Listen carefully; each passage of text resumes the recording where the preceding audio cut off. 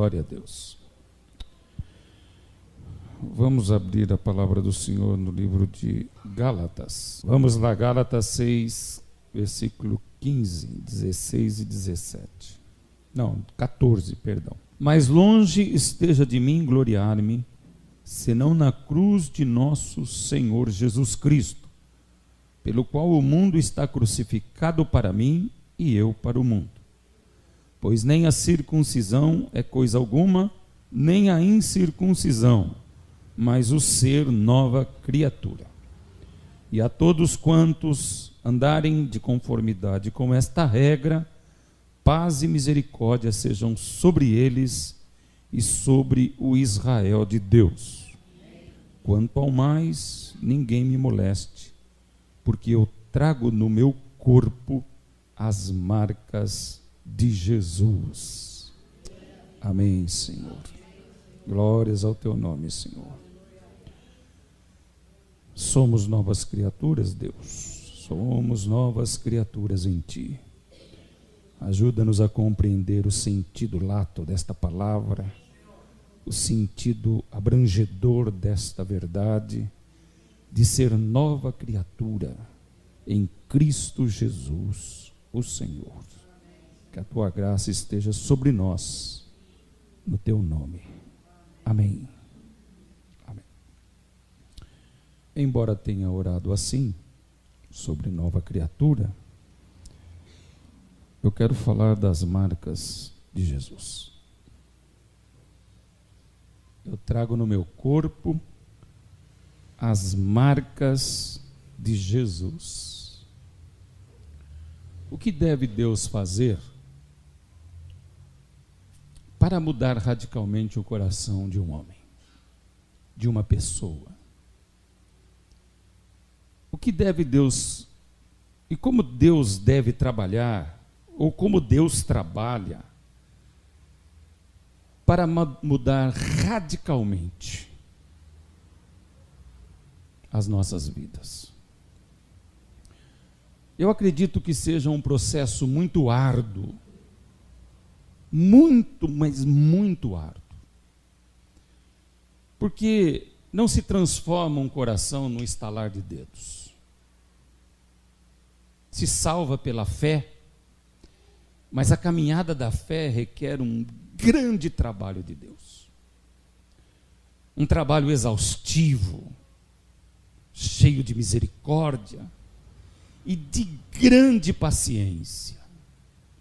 É impressionante a paciência de Deus. É impressionante como Ele consegue observar as limitações do ser humano, de como Ele consegue esperar em meio a tantas injustiças que Ele sofre, por parte daqueles que Ele salva.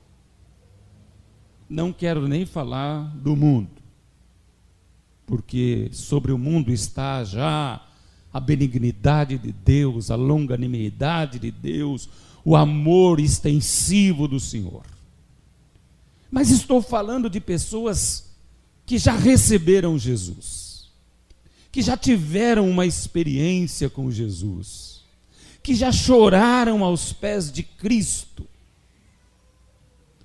e que no dia a dia sentem as dificuldades de ser cristão, sentem as dificuldades de se aproximar dele, de viver a sua vida, de estar aos seus pés a cada dia.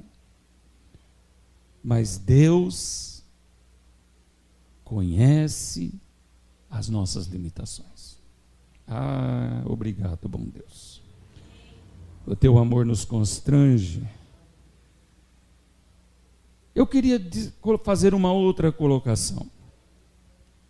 Como deve ser o trabalho de Deus diante de todas essas dificuldades para levantar uma pessoa para um propósito eterno? Porque um trabalho de Deus é nos manter na fé. E outro trabalho de Deus é levantar pessoas que tenham sido escolhidas e manter pessoas que tenham sido escolhidas para um propósito eterno,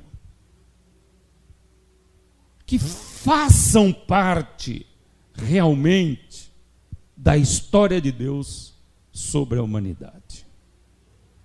Porque essas pessoas levantadas vão ter os mesmos problemas de todas as outras. Então o trabalho de Deus vai ser ainda muito mais intenso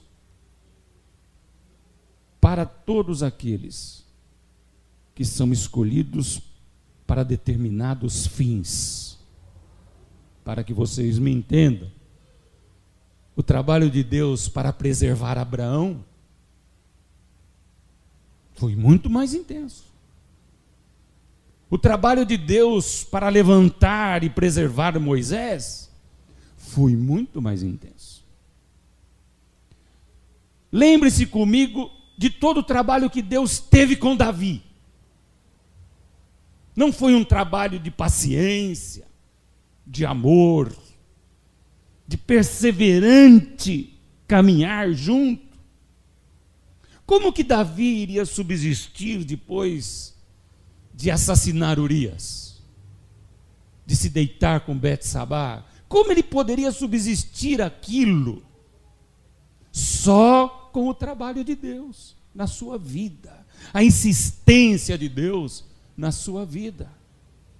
Não haveria outra opção para Davi a não ser a morte, a traição para com o próprio Deus, dos desígnios eternos que estavam deliberados sobre ele. Quantas e quantas pessoas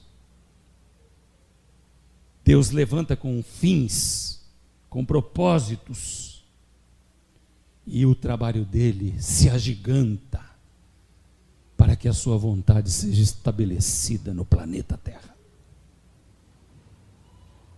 Nós poderíamos pensar em Pedro também. Deus teve trabalho com Pedro.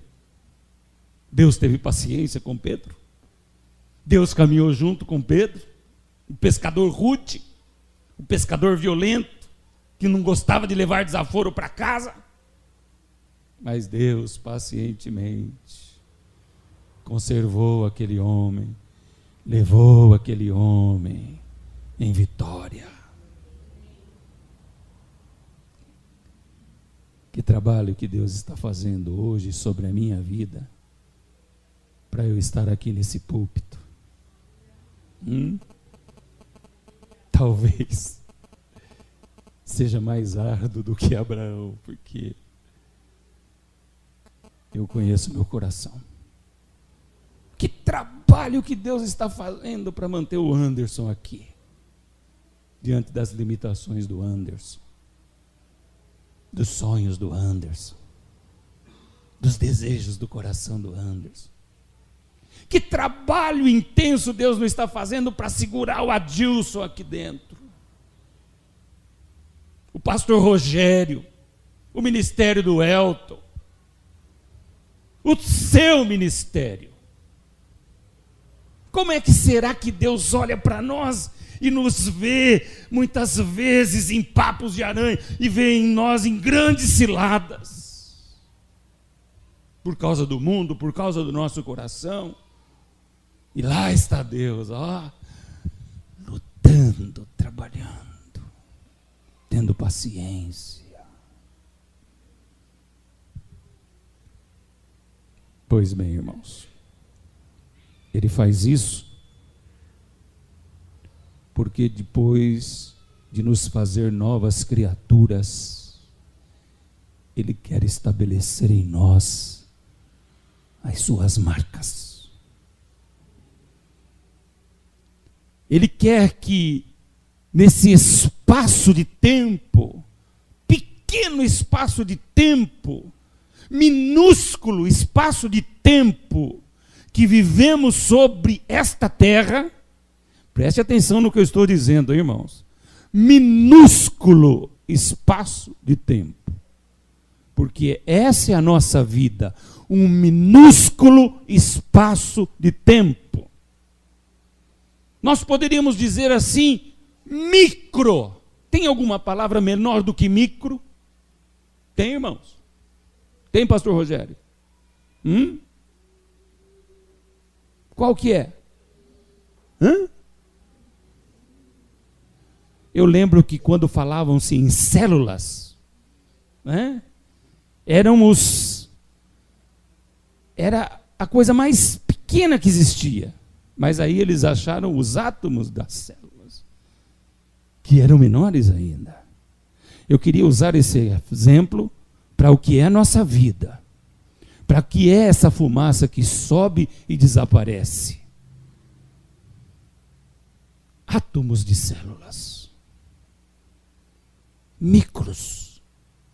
Então, nesse micro espaço de tempo que nós achamos que é grande viver 100 anos,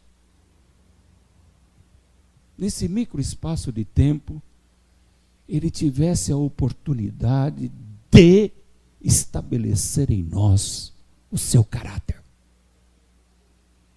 Estabelecer em nós o que ele é. Mas nesse micro espaço de tempo, ele tem muito mais trabalho do que todo o trabalho que ele tem com o universo, com os céus, com os seus anjos e com todas as suas criaturas. Porque enganoso é o coração do homem mais do que todas as coisas. E o coração do homem sempre está pronto para atraí-lo, para levá-lo à condenação, para dissipar as verdades de Deus na sua mente. O coração que nos engana, principalmente com a teoria do relativismo presente no século 21. Teoria essa saída das profundezas de Satanás para confrontar a santidade de Deus. Então, o trabalho que Deus faz para você estar aqui hoje, para nós estarmos aqui hoje, nós não fazemos nem ideia de tão grande que Ele é. As transformações mais fantásticas que pode haver no coração de um homem são frutos do amor, da paciência e do trabalho de Deus nas nossas vidas. E eu tenho consciência de que esse trabalho, de que esse amor e de que esta paciência estão constantemente sobre a minha vida. Porque se não fosse assim, eu seria um bandido. Na clareza maior da palavra, eu seria um bandido. Quando o apóstolo Paulo diz, depois de ser nova criatura, ninguém me moleste porque eu trago no meu corpo as marcas de Jesus, ele está fazendo alusão a toda a sua vida, irmãos. Tudo o que aconteceu com ele, depois daquela viagem para Damasco, quando ele viu um clarão no céu, e a voz do Senhor vem até ele: Saulo, Saulo, por que me persegues? Quem és tu, Senhor? Eu sou Jesus, Saulo, a quem tu persegues. Daquele momento em diante, Cristo trabalhou para implantar no coração de Paulo as marcas do seu caráter, da sua vida. Porque nem sempre foi assim. Abre aí comigo em Filipenses, capítulo 3.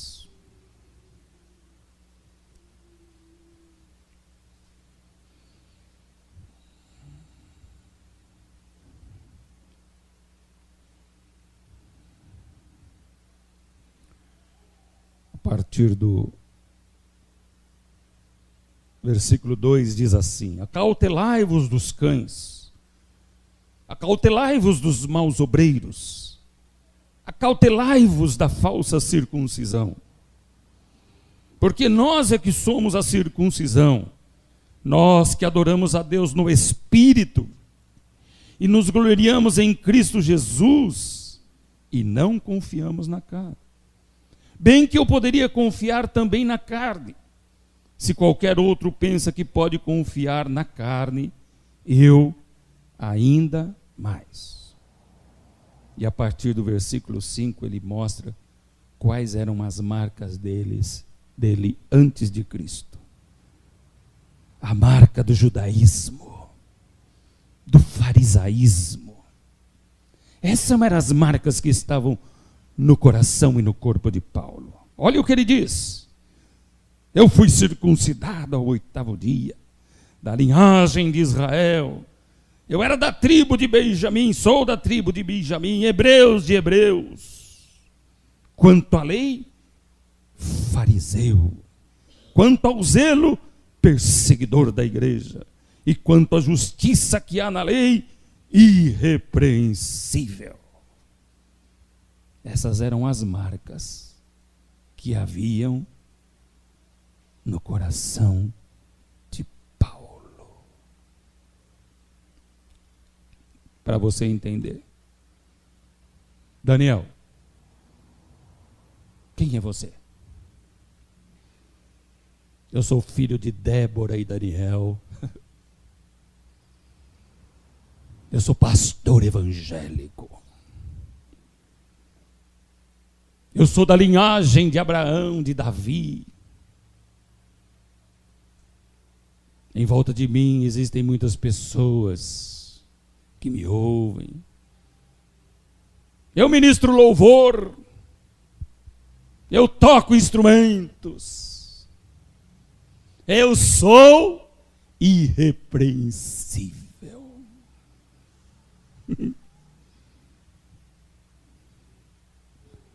Paulo tinha suas marcas, que estavam longe de ser as marcas de Cristo, mesmo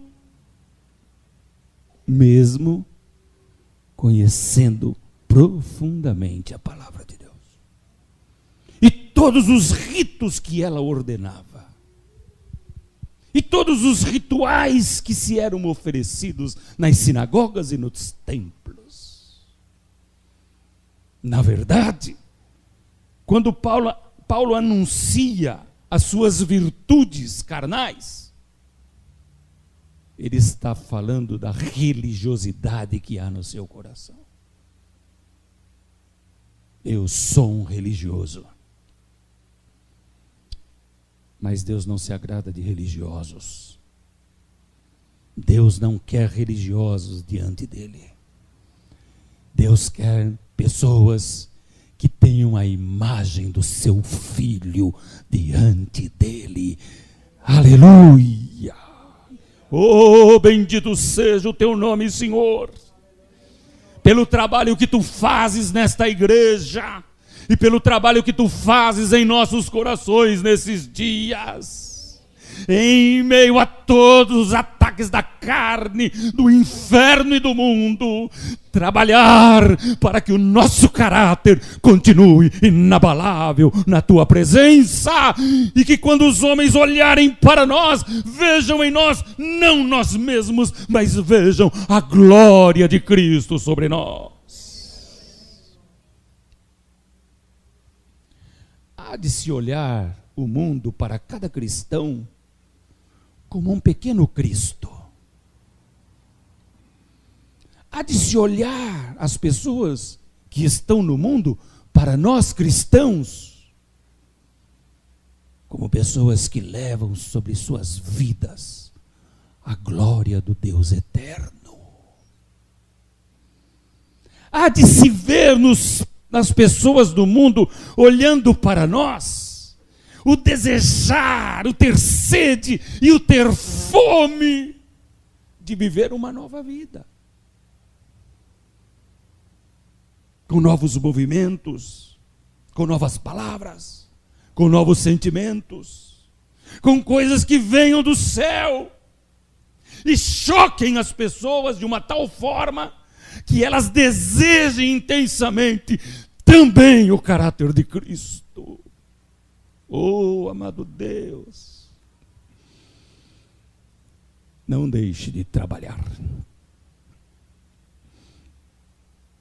A palavra do Senhor diz que nós não devemos permitir que o Espírito Santo se afaste de nós. E quando é que o Espírito Santo se afasta do crente? Quando ele articula engenhosamente, ele se enamora das coisas mundanas.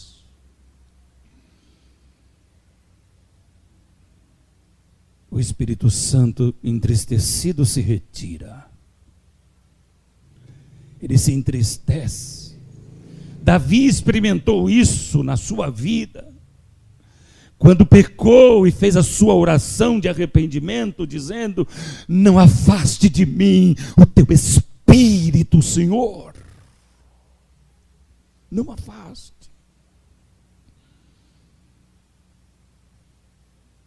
Então, queridos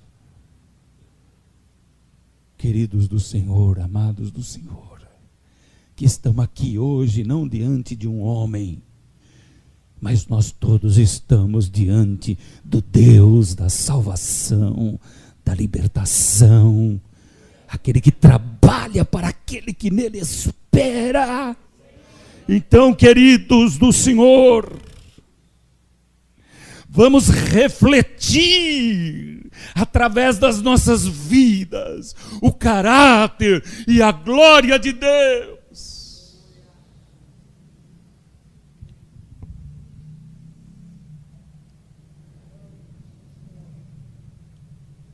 Eu queria que vocês abrissem a palavra do Senhor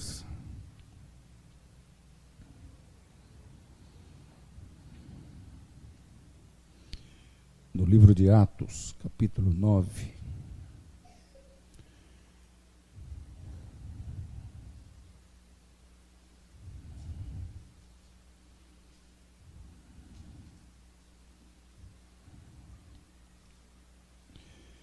Antes dessa leitura, eu queria dizer que na leitura anterior, quando ele falava de gloriar-se na carne, ele diz que tudo aquilo ele refutou como lixo, pela sublimidade do conhecimento de Jesus. Aqui no livro de Atos, capítulo 9, versículo 22, Saulo, porém, mais e mais se fortalecia e confundia os judeus que moravam em Damasco, demonstrando que Jesus é o Cristo. Decorridos muitos dias, os judeus deliberaram entrar entre si e tirar-lhe a vida. Porém, o plano deles chegou ao conhecimento de Saulo. Dia e noite guardavam também as portas para o matarem. Mas os seus discípulos tomaram-no de noite e, colocando-o num cesto, desceram-no pela muralha. Amém. Glória a Deus. Eu estava fazendo aquela pergunta de o que Deus faz para que aqueles que Ele escolheu para fins e propósitos eternos, qual é o trabalho de Deus? Vamos associar esta leitura de Paulo a alguns outros acontecimentos. Vocês se lembram de Moisés? Quem se lembra de Moisés, levanta a mão. Houve um momento na vida de Moisés, certo, Fernando? Olha, não fala que não é. Houve um momento na vida de Moisés. Ele era garotinho, acho que uns 2 aninhos, não sei, que o rei do Egito mandou matar todas as crianças. Foi ou não foi? O que a mãe dele fez? Quem se lembra? Colocou ele aonde? Num cesto. Verdade. Seja o que for, irmãos, se você tem um propósito de Deus na sua vida, para fazer a diferença neste mundo, Deus vai te colocar num cesto e vai livrar a tua alma. E ela pegou Moisésinho, pequenininho, pôs no cesto e pôs no rio. Como chamava o rio mesmo? Hã? Não era o Amazonas? Não, tem certeza, irmão? Era o Nilo mesmo? Hã? Era ou não? Ó, tá todo mundo sem convicção. Fala aí, pastor. Era o Nilo. E ele foi embora. Quando Deus coloca você no cesto dele, no rio, não haverá perigo para você. Os crocodilos do rio, todos os perigos que existem no rio, não estarão sobre você, porque Ele estabeleceu um propósito eterno na tua vida. E seja o ataque que for do inferno, Ele preservará a sua vida. Amém? Amém. Aí ele desceu e foi para o lugar que Deus queria que fosse. Quando Paulo, persuadindo os judeus, pregando a palavra do Senhor, com ousadia, com valentia e com galardia, intentaram matá-lo, mas quando ele soube, os irmãos embalaram Paulo. Paulo tinha 2 anos? Tinha 2 anos? Ele estava pregando, era moço já, adulto. Que tamanho era o tamanho do cesto que colocaram Paulo? Se ele fosse do tamanho da Silvia, ia ser um cestão. Tem 1,90 m.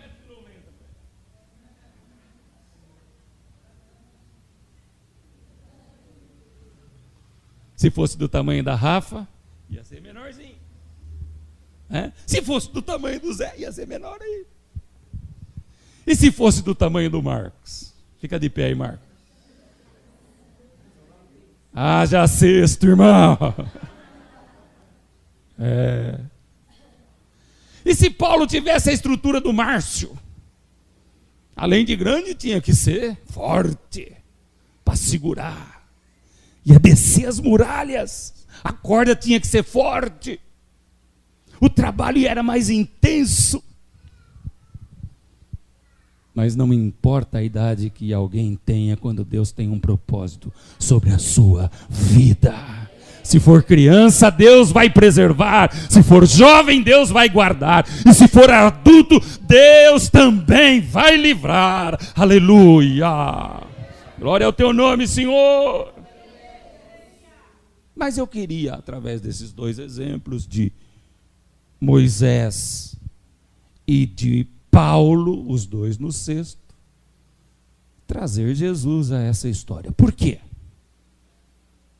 Porque quando Jesus era criança, Herodes ficou enciumado, invejoso e cheio de ódio, porque diziam que o rei dos judeus ia nascer, e rei era só ele. E qual foi a ordem que ele deu?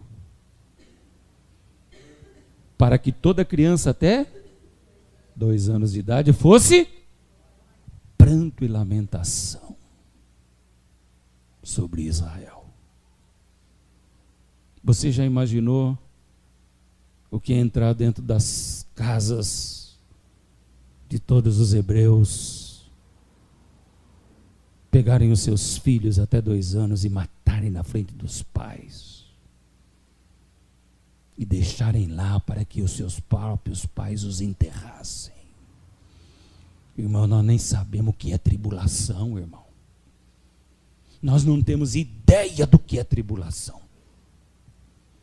As pessoas entraram nas casas, roubaram seus nenês e mataram seus nenês na frente de toda a sua família. Mas quando Deus ficou sabendo da mortandade que ia haver. Ele diz: José, levanta-te e vai para o Egito.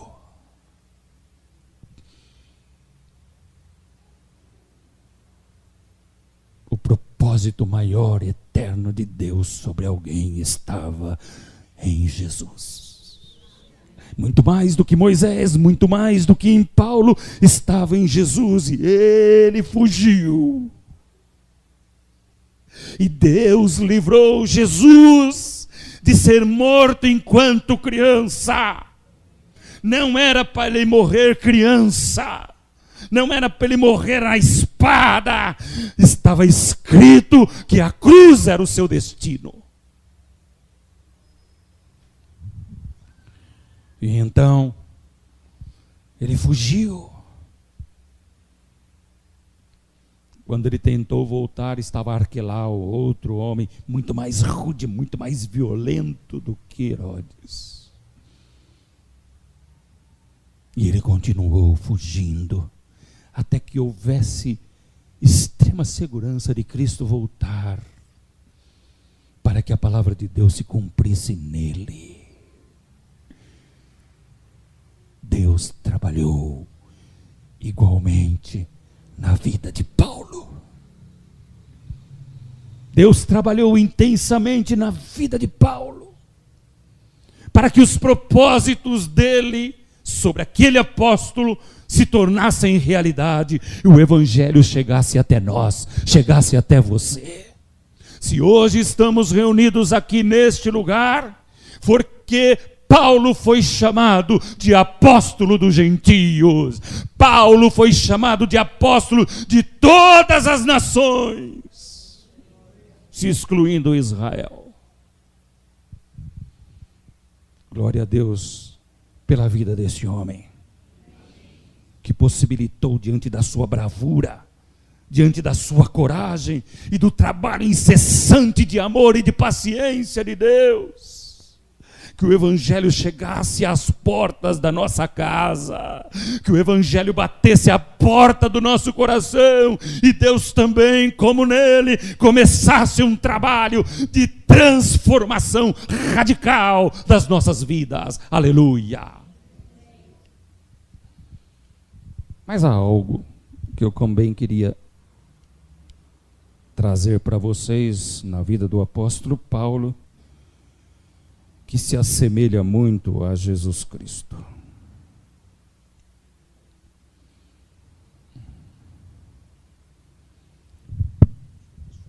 Texto em 2 Coríntios.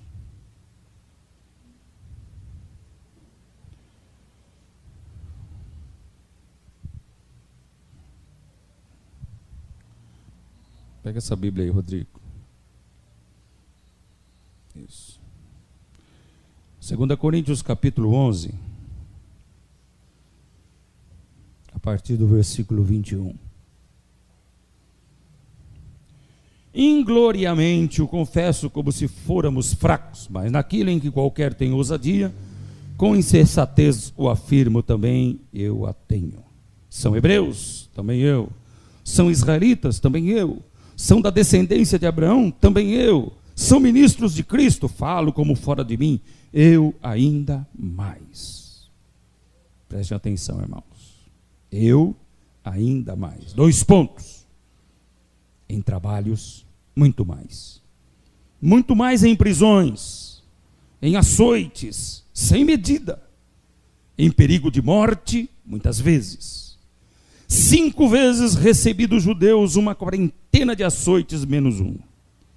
3 vezes fui fustigado com varas, 1 vez apedrejado em naufrágio. 3 vezes. 1 noite e 1 dia passei na voragem do mar. Em jornadas muitas vezes, em perigos de rios, em perigos de salteadores, em perigos entre patrícios, em perigos entre gentios, em perigos na cidade, em perigos no deserto, em perigos no mar, em perigos entre falsos irmãos, em trabalhos e fadigas, em vigílias muitas vezes, em fome e sede, em jejum, muitas vezes, em frio e nudez. Além das coisas exteriores, ao que pesa sobre mim diariamente a preocupação com todas as igrejas. Quem enfraquece, que eu também não enfraqueça. Quem se escandalize, se eu não me inflame. Ora, se tenho de gloriar-me, gloriarei no que diz respeito à minha fraqueza.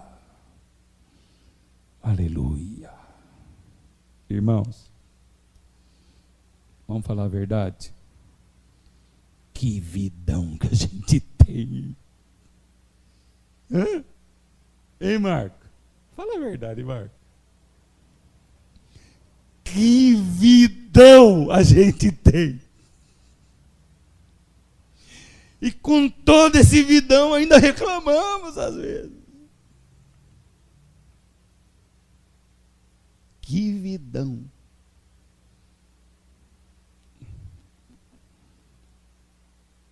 Aqui estão os sofrimentos físicos que Paulo aguentou pelo Evangelho. Você prestou atenção na narrativa? Você acompanhou? Quem aqui já foi açoitado por causa do Evangelho? Levanta a mão. Ninguém? Então diga glória a Deus. Porque quem é açoitado por causa do Evangelho dói muito mais.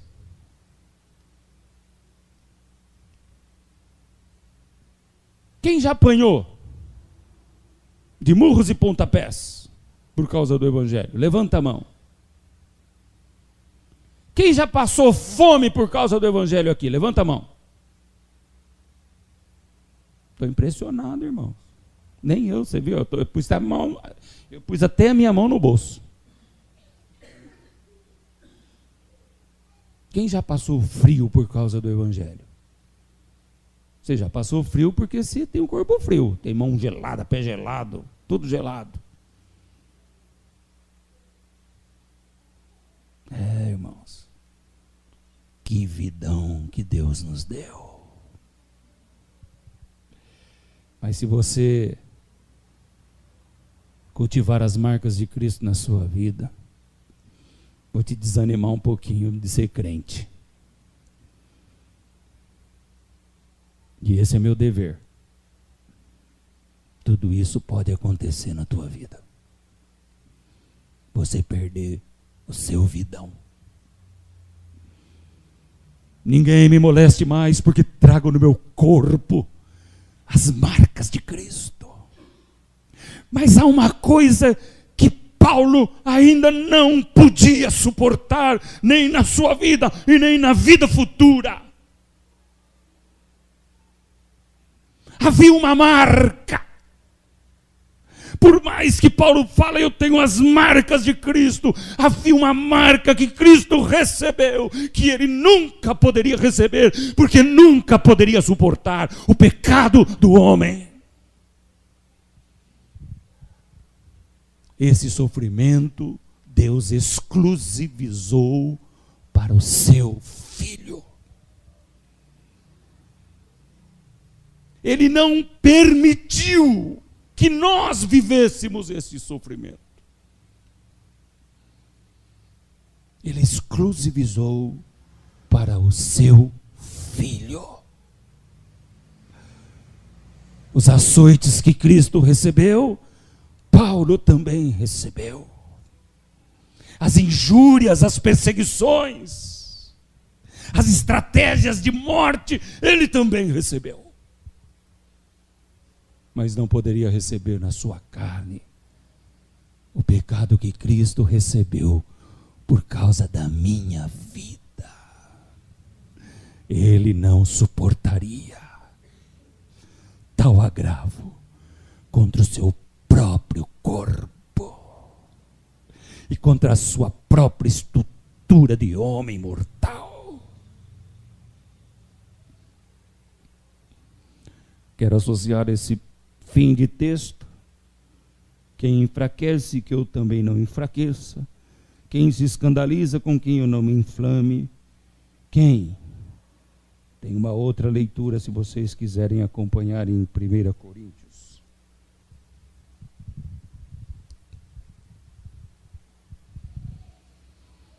Capítulo 9.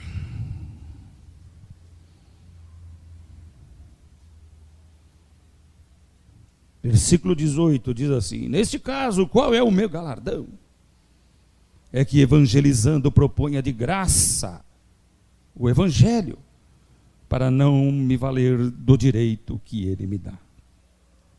Porque sendo livre de todos, fiz-me escravo de todos, a fim de ganhar o maior número possível. Procedi para com os judeus como judeu, a fim de ganhar os judeus. Para os que vivem sobre o regime da lei, como se eu mesmo assim vivesse, para ganhar os que vivem debaixo da lei. Embora não esteja eu debaixo da lei. Ao sem lei, como se eu mesmo fosse, não estando sem lei para com Deus, mas debaixo da lei de Cristo, para ganhar os que vivem fora do regime da lei. Fiz-me fraco com os fracos, e com o fim de ganhar os fracos. Fiz-me tudo para com todos, com o fim, por todos os modos, salvar alguns. Tudo faço por causa do Evangelho, com o fim de me tornar cooperador com ele. Não sabeis vós que os que correm no estádio, todos na verdade correm, mas um só leva o prêmio? Correi de tal maneira que o alcanceis. Todo atleta em tudo se domina. Aqueles para alcançar uma coroa corruptível, nós, porém, a incorruptível. Assim corro eu também, não sem meta. Assim luto, não como desferindo golpes no ar, aleluia, mas esmurro o meu corpo e o reduzo à escravidão, para que, tendo pregado a outros, Senhor, tenha misericórdia de nós. Não venha eu mesmo a ser desqualificado. O sentimento mais nobre que havia em Cristo estava no coração de Paulo. A nobreza de Cristo, em todos os seus parâmetros, a nobreza de Cristo de amar sem ser amado, a nobreza de Cristo de amar os inimigos, a nobreza de Cristo de fazer tudo, absolutamente tudo que estava ao seu alcance, para que alguns fossem salvos, estava no coração de Paulo. Quem é que não se enfraquece? Que eu também não me enfraqueça. Havia no coração do apóstolo o desejo de ver o mundo salvo pelo Evangelho de Cristo. O Evangelho de Cristo. Salvo pelo Evangelho de Cristo. E o Evangelho de Cristo diz: arrependei-vos e convertei-vos. Aleluia. Porque é chegado a vós o reino dos céus. Oh, grande Deus, a nós que tu nos chamastes, a nós que nos colocasse em posição de honra nesse altar, ó Deus, a nós que nos escolhestes. Qual é o teu trabalho, Deus, de um dia eu mesmo chegar aqui e dizer: não vivo mais eu, mas Cristo vive em mim. E se Cristo vive em mim, a plenitude do reino e a plenitude do evangelho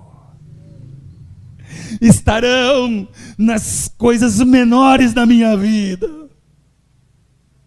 No amar a minha esposa, no amar os meus filhos, em me deliciar com o meu esposo, em obedecer os meus pais, e em ser servo útil, e mostrar ao mundo as marcas do amor de Deus na minha vida.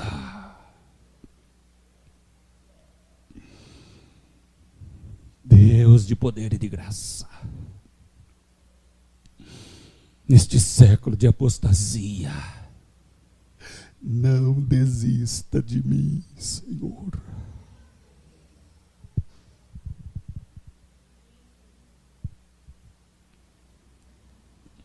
Se a minha carne me chamar, se o meu coração me chamar, não permita que eu ouça os seus clamores, Deus. Porque eu sei que sobre a minha vida há um propósito para a eternidade. Se todos os horrores do inferno, e se toda a perseguição de Satanás, e se todos os ódios do mundo subirem contra esta igreja, Senhor, e sobre os teus filhos que estão aqui nesta manhã, oh, amado Deus, arvore sobre ele a tua bandeira.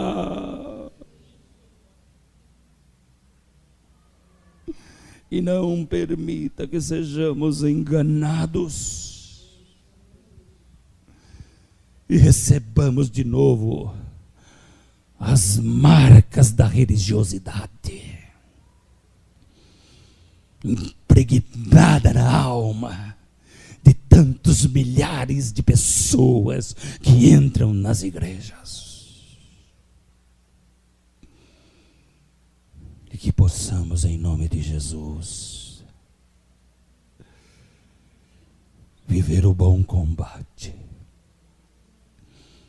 E ao findar da nossa labuta, ao findar da nossa guerra, ao findar das procelas, possamos erguer as nossas cabeças, olhar para ti e dizer: combati o bom combate, acabei a carreira e guardei a fé.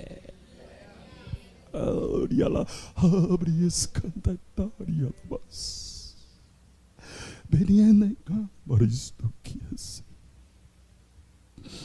bendito seja o teu nome, Senhor.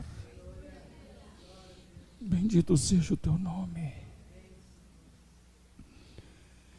Ninguém me moleste, porque trago no meu corpo as marcas de Jesus. Aplicação. Enumere na sua vida as marcas de Jesus.